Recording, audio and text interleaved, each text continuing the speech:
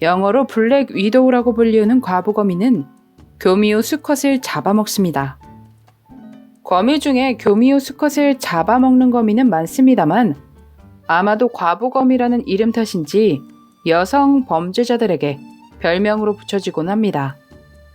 에블린 딕은 스코틀랜드에서 캐나다 해밀턴으로 이주해온 가족의 외동딸이었습니다. 아버지 도널드는 철도회사에서 일하며 진급을 하게 되었고 월급이 부족했는지 회사 금고에서 돈을 야금야금 빼돌려 자신의 주머니를 채웠습니다. 그런데 어머니도 좋은 사람은 아니었던 것 같습니다. 사치와 허영심이 있었던 여성으로 보입니다.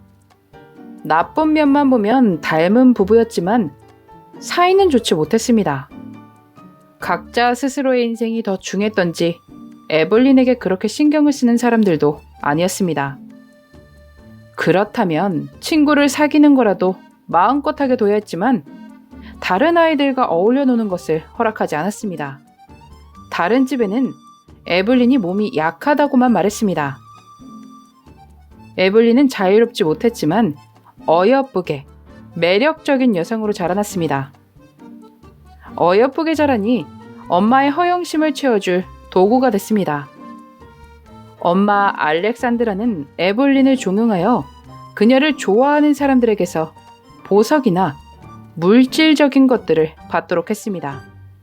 그러다 보니 에블린이 만나는 남성들은 대부분 부유한 남성들이었습니다. 그렇다고 에블린의 가정이 금전적으로 힘들었냐 하면 또 그렇지도 않았습니다. 티끌모아 태산이라고 아버지 덕분에 집은 이미 부유해진 상태였다고 합니다. 소설이나 영화에서 보면 사교계가 나오지 않습니까? 에블린은 늘 사교계의 중심이었던, 소문의 중심이었던 여성이었습니다. 그만큼 사람들의 관심에 둘러싸여 있었죠. 자신과 나이 차가 많이 나는 남성들과 어울리는 건 역시 어려워하지 않았고 그들과 경마장에서 시간을 보내곤 했습니다. 1942년 7월에 그녀가 아이를 낳습니다. 그렇게 소문의 중심에 있던 여성이 갑작스레 아이를 낳으니 모든 시선이 집중됐고 자기들끼리 또 떠들어댔습니다. 그리고 둘째도 있었지만 하늘로 떠났고 1944년 9월에 피터를 낳지만 사람들에겐 아버지가 받아주지 않아 입양을 보냈다고 주장합니다. 1945년 에블린의 운명의 남자인 러시아에서 이민 온 존 딕을 만나게 됩니다. 39세와 15세 만남이었지만 에블린은 그가 부유한 남성이라 믿었고 자신의 사치를 채워줄 수 있는 사람이라는 것을 의심하지 않았습니다. 그것은 굉장한 오해였지만 두 사람은 같은 해 10월에 약혼을 합니다.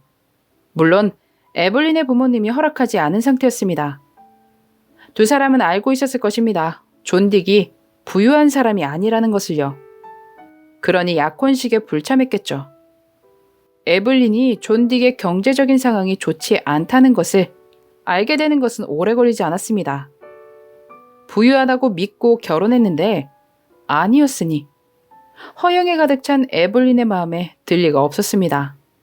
그러니 다른 재미를 찾아야 했겠죠. 그녀는 빌이라는 남성과 바람을 피우기 시작했습니다. 물론 빌만 있는 것은 아니었습니다.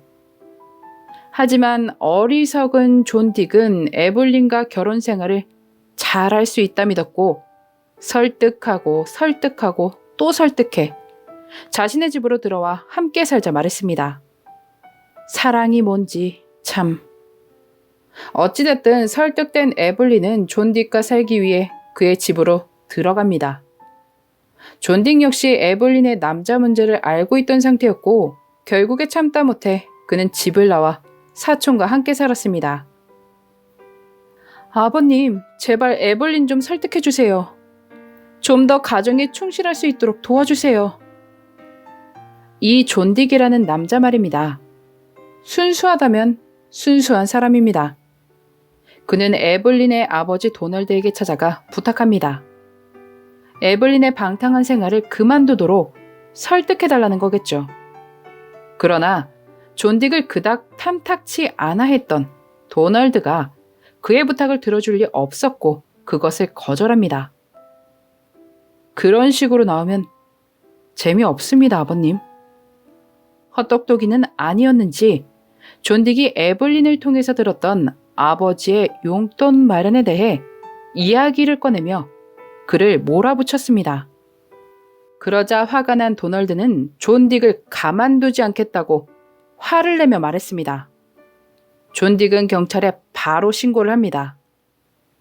1946년 3월 첫째 주, 존 딕이 해밀턴의 한 레스토랑에서 마지막으로 목격되고 사라졌습니다.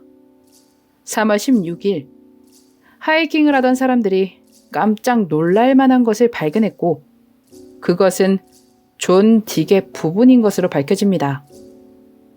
경찰은 곧 에블린을 신문하기 시작했습니다. 하지만 에블린은 모든 혐의에 대해 부인합니다.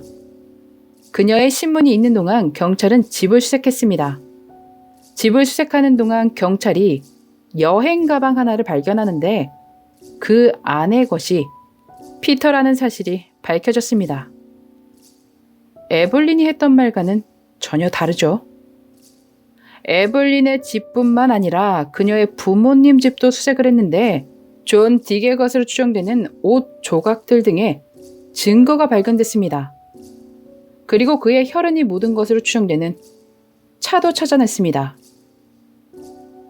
에블린과 도널드는 존 딕의 혐의로 기소되었고 또 빌과 에블린은 피터의 혐의로도 기소됩니다. 도널드는 횡령죄로 또 기소됐습니다. 이런 상황이 오자 에블린은 마피아가 그런 거라며 거짓된 진술을 했습니다. 혹시 시카고 보셨습니까? 혐의를 감추기 위해 자신의 의뢰인을 힘없는 여성으로 보이게 만들려 했던 부분들이 있습니다.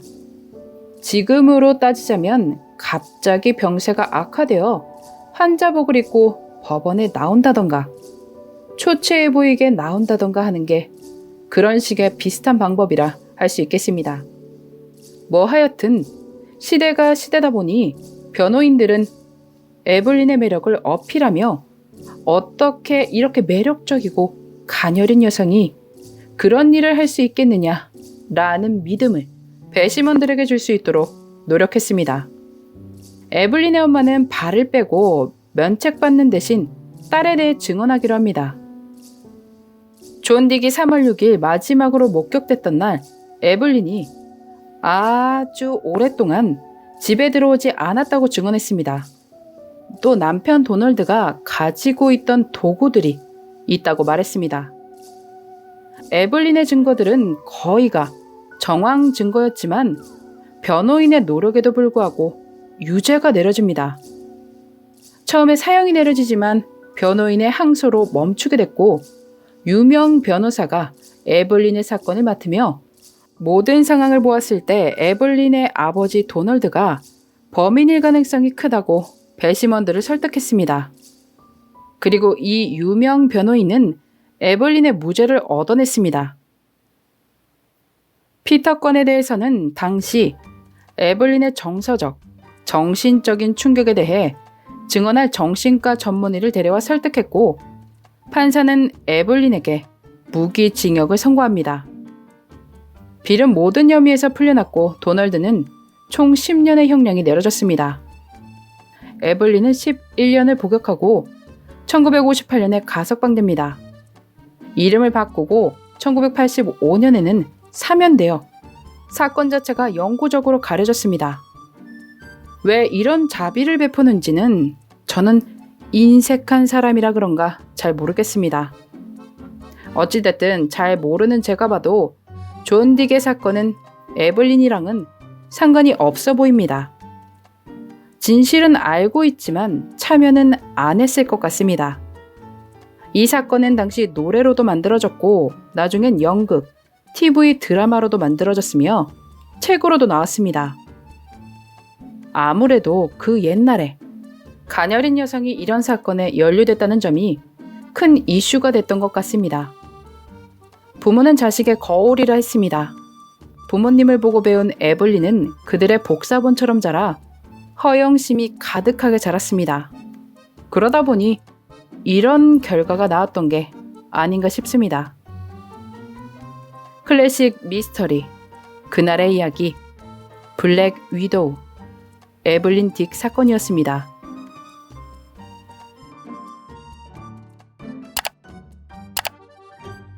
마지막까지 시청해주셔서 감사합니다. 좋아요와 구독은 저에게 큰 힘을 줍니다. 오늘 하루도 수고하셨습니다. 좋은 밤 보내세요.